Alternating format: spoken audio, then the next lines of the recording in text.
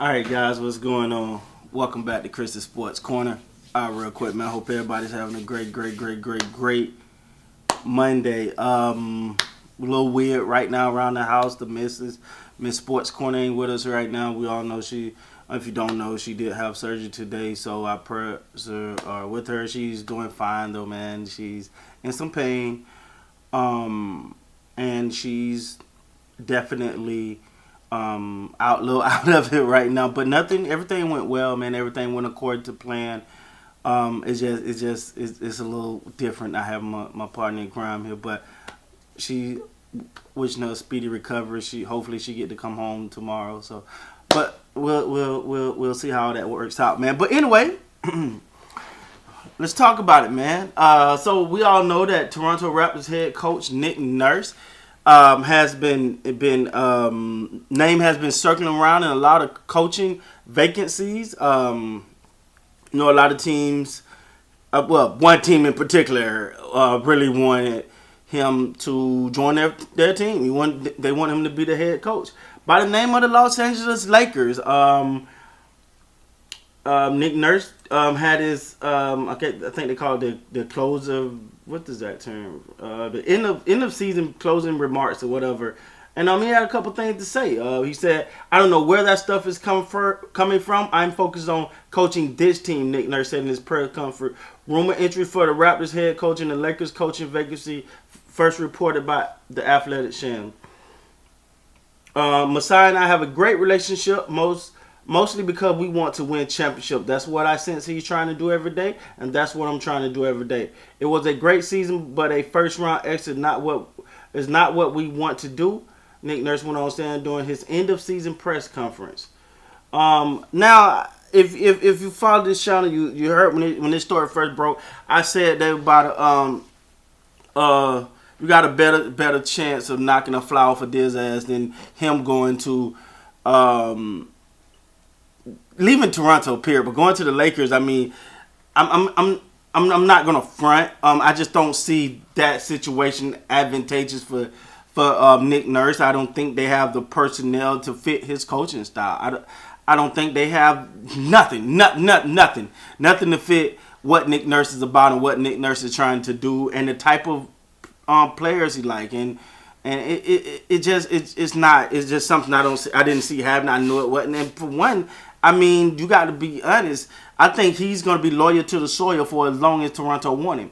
I think he's had opportunity to grow as a coach. I mean, he came there right after Dwayne Casey, who was highly touted and won Coach of the Year and all of this, and they moved on from him and brought in Nick Nurse, and Nick Nurse won a championship with his team, navigated the Kawhi Leonard waters, because whether you want to admit it or not, the Kawhi Leonard thing had to be stressful on a coach. You got a player here that the organization is doing everything to make feel as great as possible, and while at the same time you got to manage his minutes, manage his load, make sure he don't play too much, and just make sure he's good for the playoff.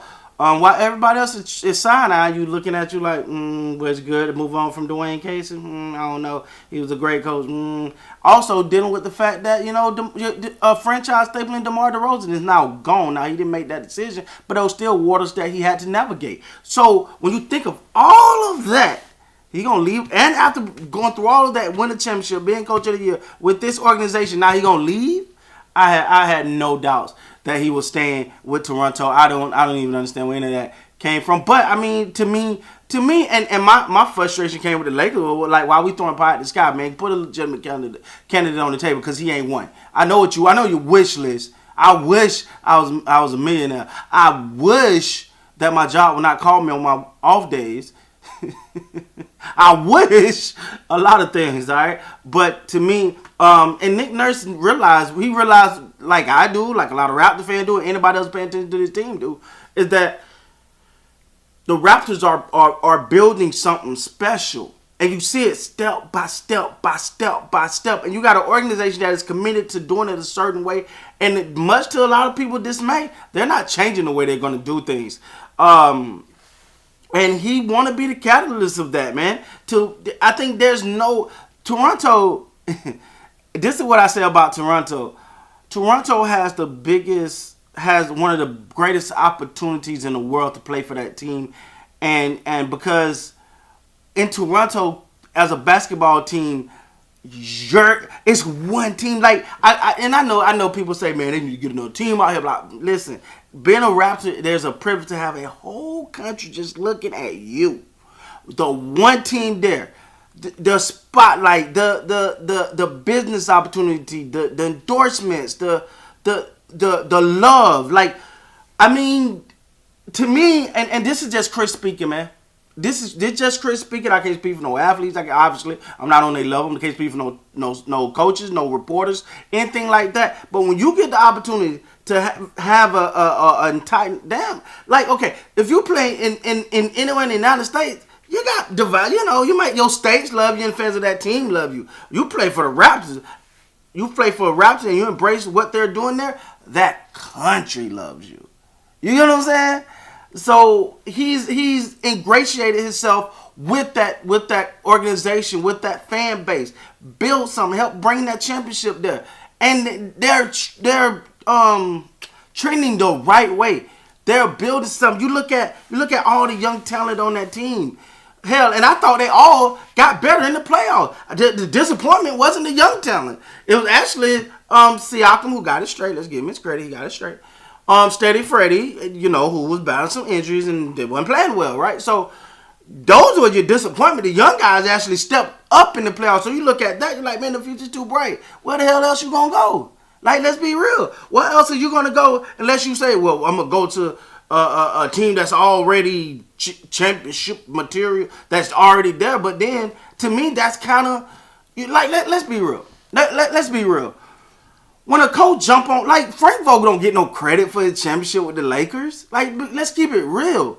Eric Spoelstra don't get that much credit for the championship run with the Heat. He get credit for continuing to build that thing afterwards.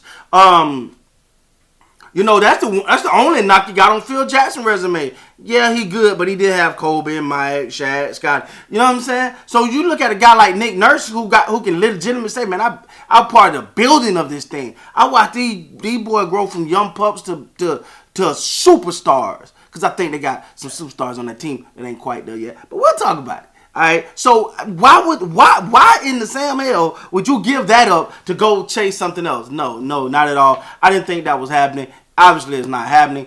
I don't see that happening in no way, shape, form, or fashion. I think Nick Nurse is committed to an organization that's committed to him.